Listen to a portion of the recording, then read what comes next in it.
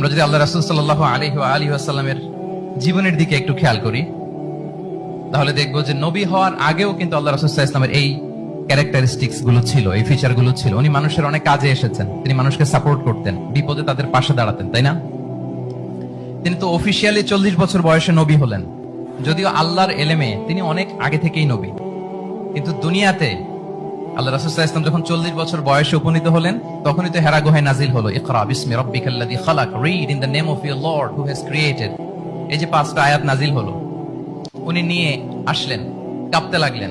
খাদিজা রাদিয়াল্লাহু তাআলা আনহার কাছে বললেন যে, মনে হয় আমি মারা যাব, আমাকে কম্বল চাপা দাও, আমার ভয় লাগছে, আমি কাঁপছি। তখন খাদিজা রাদিয়াল্লাহু তাআলা আনহা ওনাকে আশ্বস্ত করলেন, ওয়াল্লাহি লা ইউখজিকাল্লাহু আবাদা, আপনি ভয় পাবেন না, আল্লাহ আপনাকে অপদস্থ করবেন না। ইন্নাকা লা তাসিলুর রাহিমা ওয়া তাসদুকুল হাদিসা, নিশ্চয় আপনি